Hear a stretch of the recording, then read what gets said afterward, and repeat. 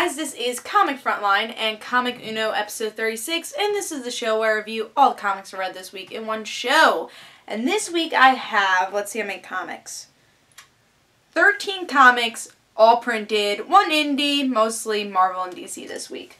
But let's talk about the countdown. So we're going worst pick of the week to best pick of the week. So what was my worst pick of the week? Number 13 is, it's like this, Green Lantern and Guardians. Come on! How is this not my worst pick of the week? It's like my worst pick of the week every week. Or every month when it comes out.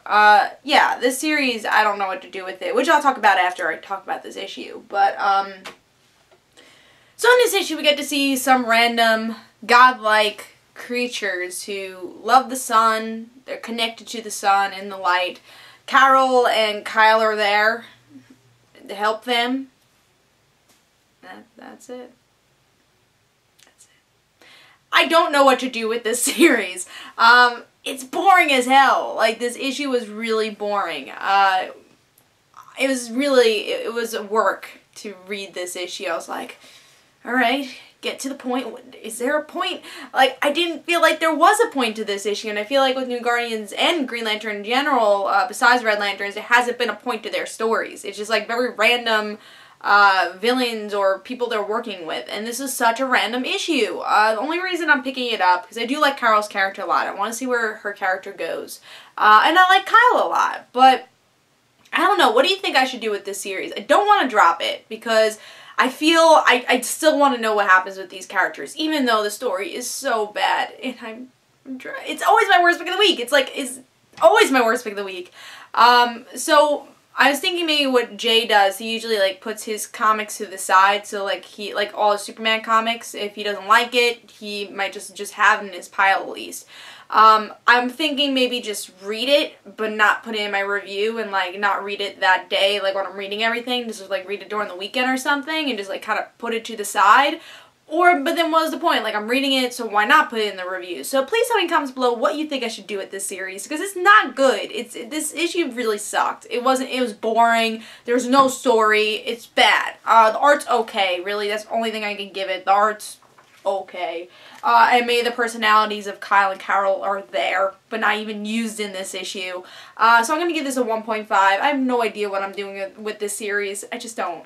I want to drop it, but I don't know. Alright, number 12 is something that might be shocking to you guys, but New Warriors, issue 1. I don't know anyone's opinion on this yet. I haven't heard anyone's opinion yet.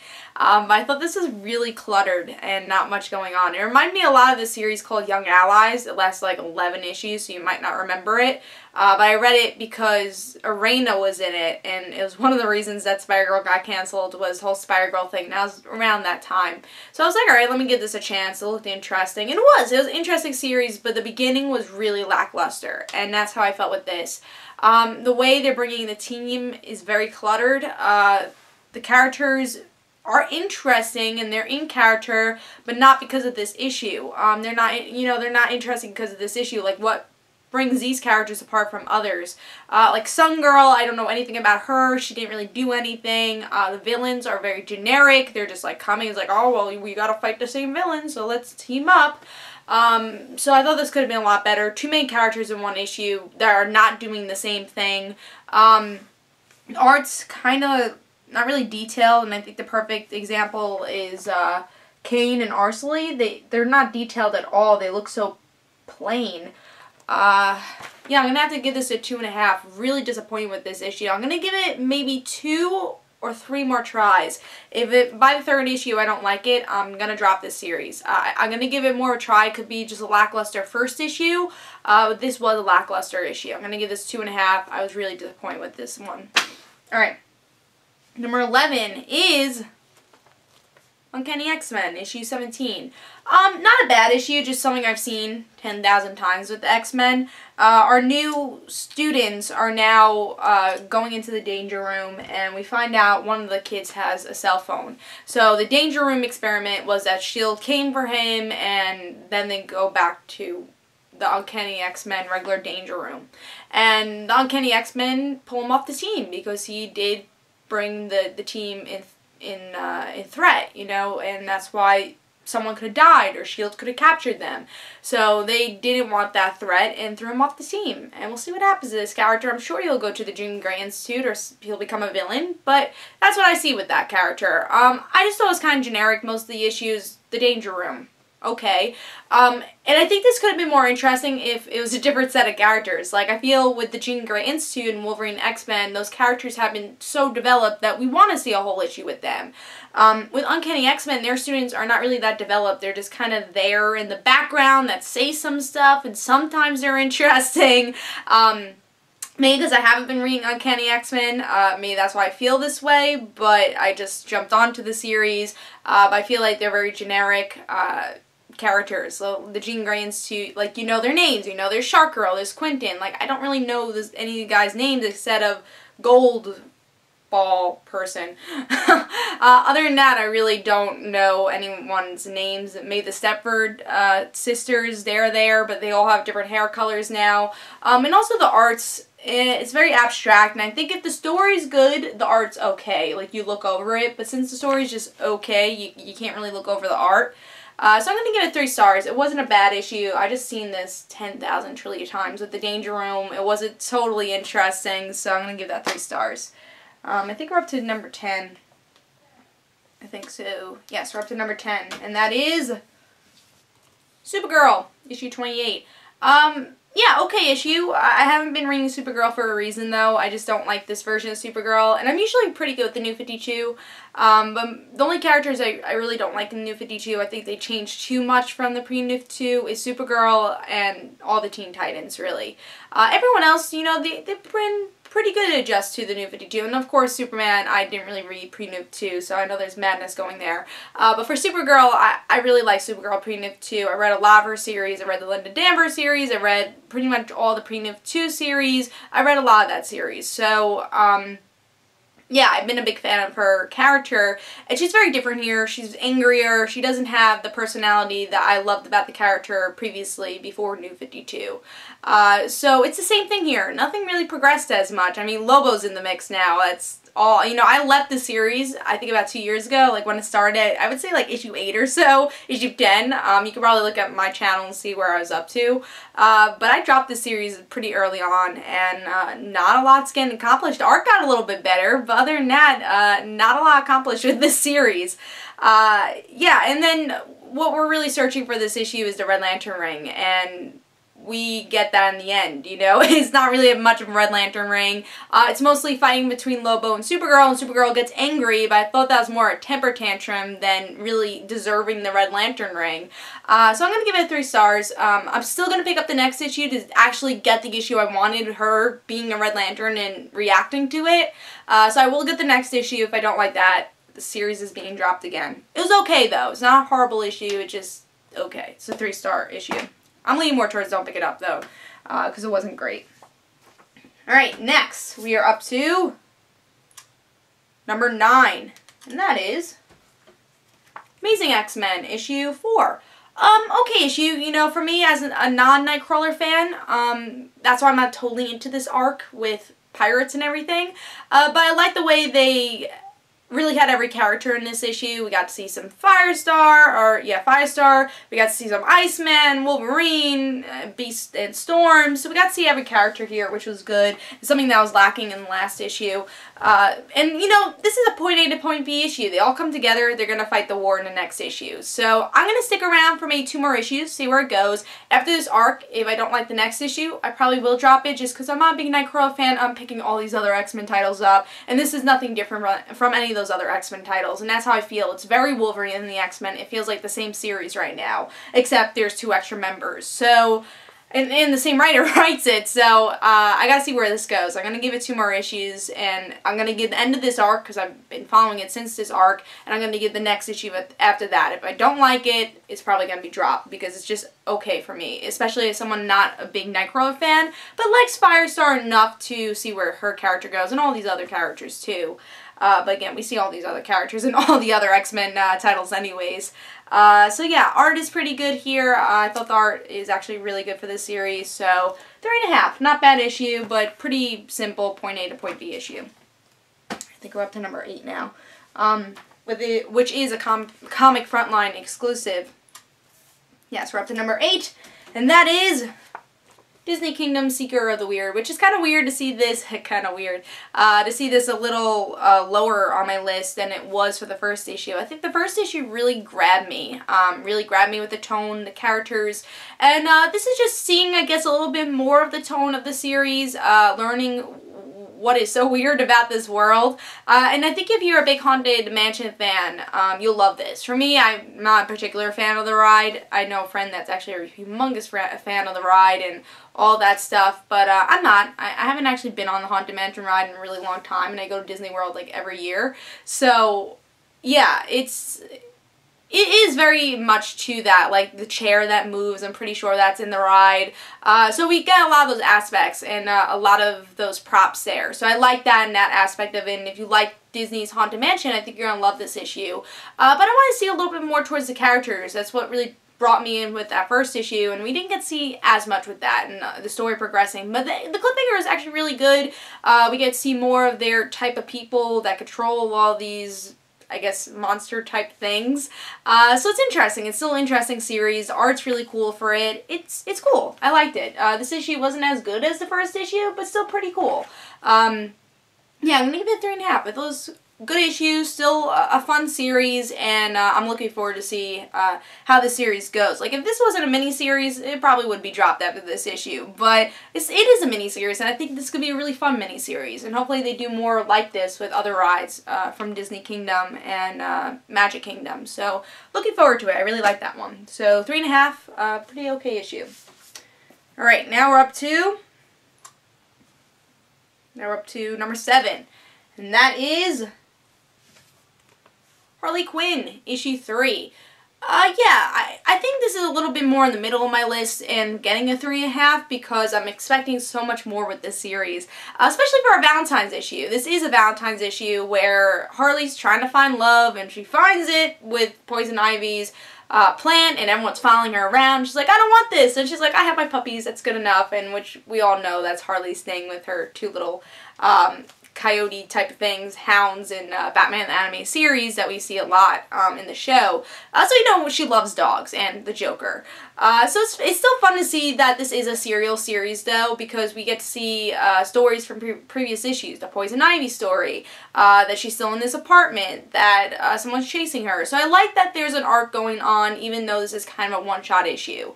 But you know, the jailers, trying to chase her was like, oh, I guess that's funny. So a lot of it's like filler funny. Nothing that made me really laugh out loud. I would say like fake funny for me. Like you chuckle at it forcefully, a forced chuckle. So I didn't actually genuinely laugh during this issue. And I want that silliness with Harley Quinn. I put Harley on a different mantle. So like I want the series to be really good, and I grade it a little harshly because I'm expecting a lot more from the series. But the art's still really good. It's still a fun issue. I think it's worth picking up. It's just I expected a little bit more with this issue at the same time. Let me see what this next issue is. The next issue is One Big Crappy Family. That should be fun. But yeah, it's still a fun series. I'm still looking forward to where the series goes. Obviously, I'll be picking it up. So I'm going to give this one a 3.5 though. It's a little bit lackluster issue, but still good enough to pick up at the same time. Alright, now we're getting a little higher on the list. We got number 6, which is Superior Spider-Man Team Up. Yeah, really solid issue. I like this one. Not as good as the last issue, which started the prelude, because I thought that was an amazing issue. Great cliffhanger, cool team up. It was really high on my list. For this one, yeah, pretty in the middle of my list, pretty much, almost to the top 5. And I liked this issue. I thought it was really solid. We found out exactly why the minions betrayed him, which they didn't actually betray him, which is a little bit of a plot hole, because all these people were replacing the minions. How did the minions not fight them and like defeat them? There's so many of the minions, and there was no evidence that the minions were defeated. There's only like, oh, they're upstairs, the real minions, I'm guessing. That's what they say. So it's a little bit of a plot hole there that I guess you could overlook. But it's cool. It's a good lead up to the Goblin Nation, because they're like, oh my god, it's Green Goblin, like what am I going to do? And Superior Spider-Man's feeling a little smaller here. And I like the idea that Dr. Octopus has always been betrayed in his life, and he thought he was betrayed by his minions. I like the interaction still between Daredevil and Punisher. It's a fun issue. I liked it. Really good team-up issue. It's more of a serial series, even though it should be like more of a one-shot series. There's actually a story going on that connects to Superior Spider-Man. So this is not a nonsense issue. I actually think this brings a lot to the Goblin Nation story. So I recommend both issue 9 and 10. I'll probably pick up the next issue too, because that looks pretty interesting with Green Goblin and Dr. Octopus. So I'm going to give this 4 stars. Really solid issue. I enjoyed it. Alright, now we're up to the top 5, and number 5 is Justice League, issue 28. Yeah, really solid issue that I didn't expect to be a solid issue. With Metal Men, I'm like, alright, Jeff Johns, I know you're good at creating these characters we don't care about to care about them. In my in-depth review, I said that he can probably make us care about a phone book. Seriously, he can make us care about anything, or an infomercial. He's great at making characters like Vibe and the Metal Men, really cared for characters, and that you feel for them, and the same thing happened here. You get to feel for the characters, and their creator Will, not really a people person, but he creates them. They're supposed to be destroyers. They're supposed to do things that humans don't want to do, and we find out that they're more human than maybe other humans. They want to save the world, and they want to be human-like, and they don't want to destroy anything. And in the end, they sacrifice themselves, and Will says, I don't want to bring them back because I don't want to be hurt again. And he really cared for them. So I really like this issue. The art at times for the action scenes are a little bit on the crummy side. I don't know how to really put it. Grittier side. It's okay. You know, I like the art. I actually really like the art for the series, but in the action scenes, it could be a little bit better. Just a lot going on there. I still really like the art here. Really enjoy the story more than I expected to.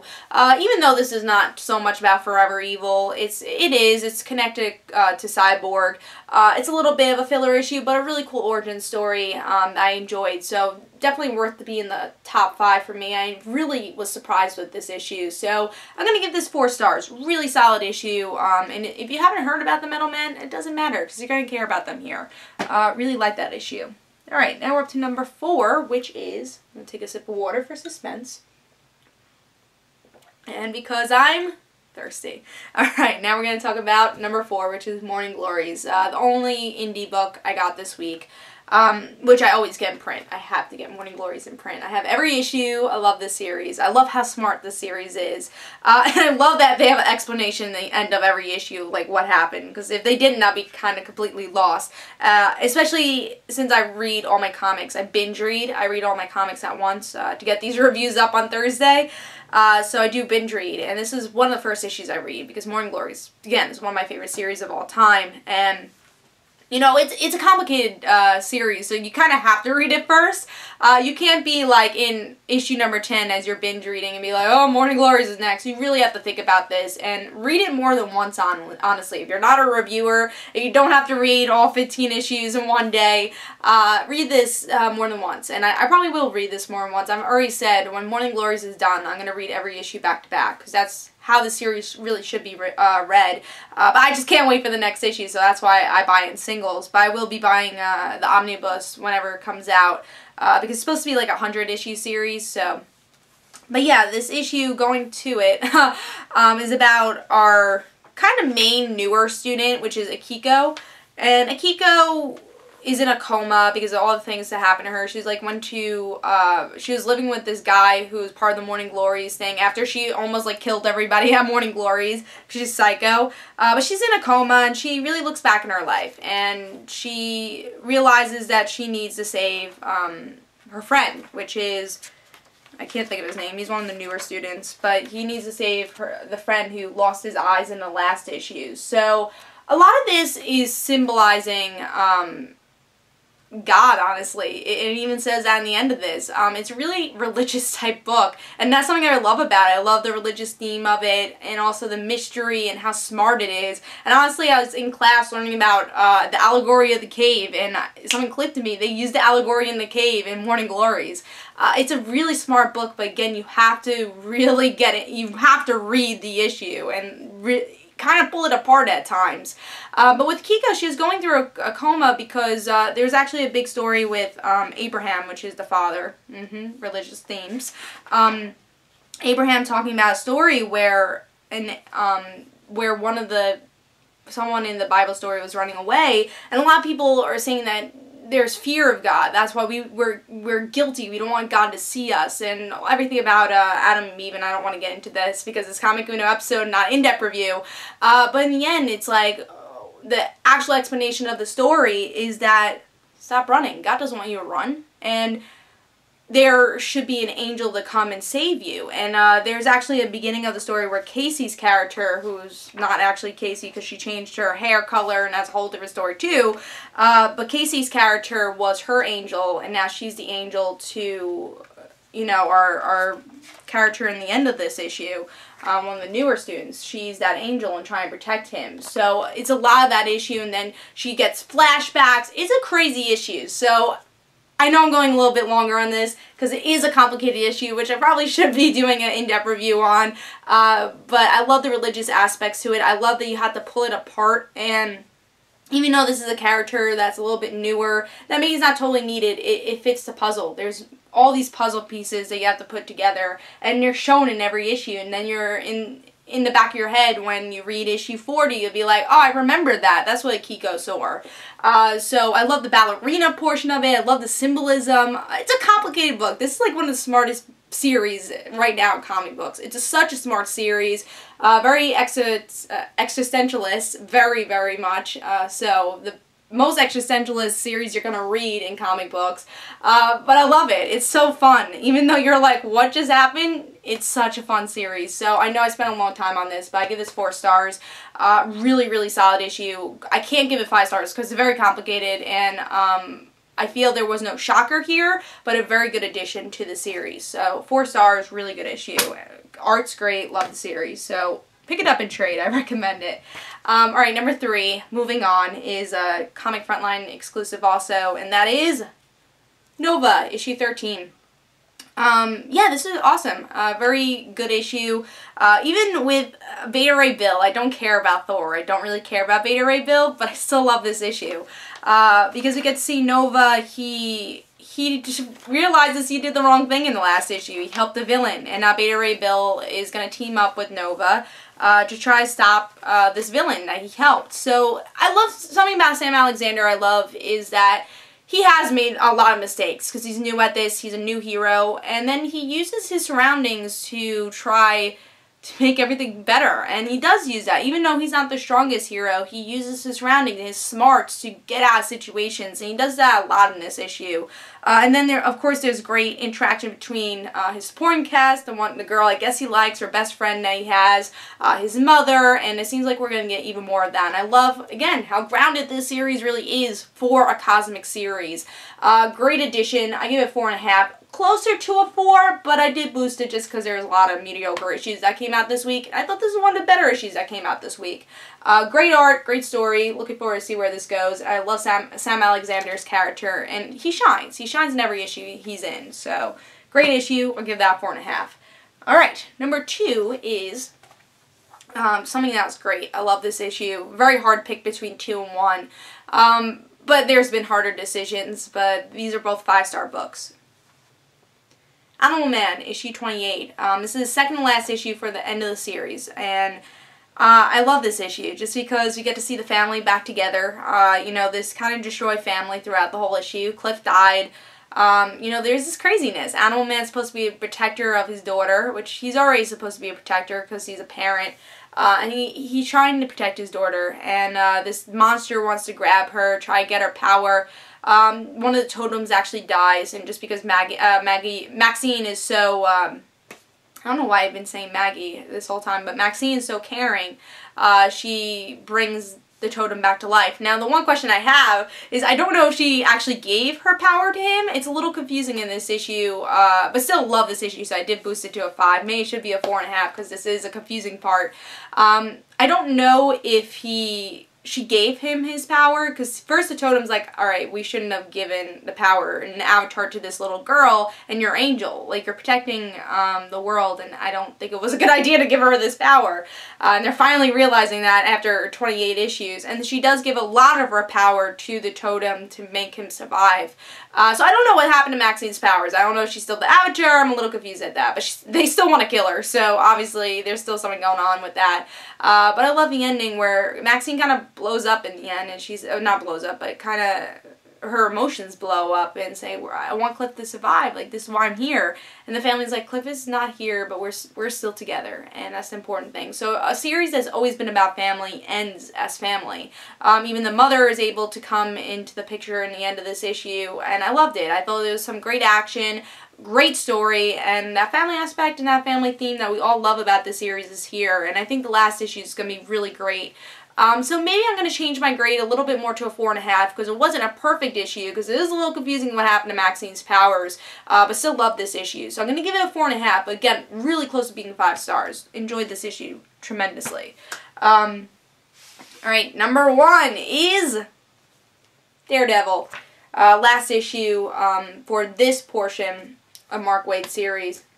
Let me take a sip of water.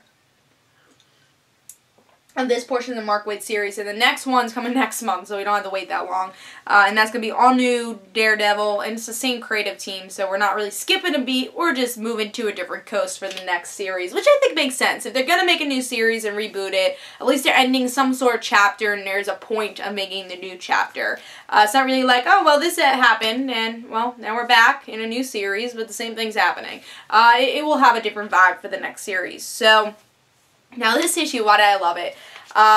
There's some great monologue between, well, just since the monologue is only between one person, but Daredevil's monologue about secret identities. I loved it. He talks to the courtroom about why he revealed the secret identity and why he lied about the global newspaper saying his identity, and he was supposed to sue them because of it. So he explains himself and says why I did this was blah blah blah. I won't spoil it, but that monologue was great. I loved it.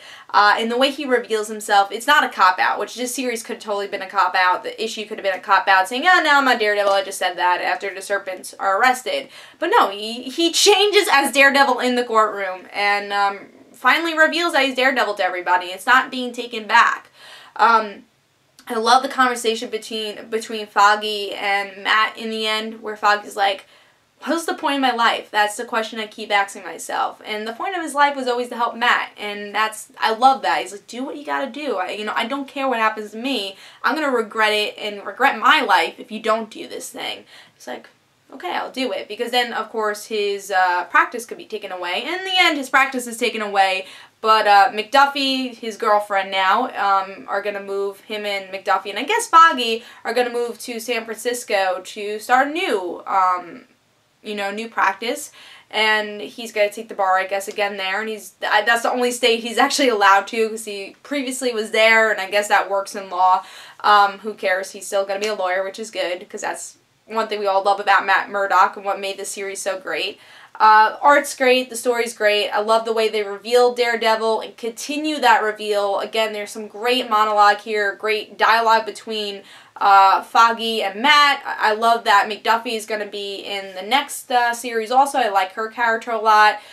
Just really, really great issue, and I thought this was a perfect ending, and can't wait for the next series. So great. That was my pick of the week. Give that 5 stars. Hope you guys enjoyed, and don't forget to watch Comic Uno episode 37 next week, and this Comic Uno, and tell me your thoughts in the comments below. What was your pick of the week, your worst pick of the week, and I'll see you guys later. Don't forget to follow me on Twitter for Comic Uno and their end situations, and don't forget to like my Facebook page. I'll see you guys later. Bye.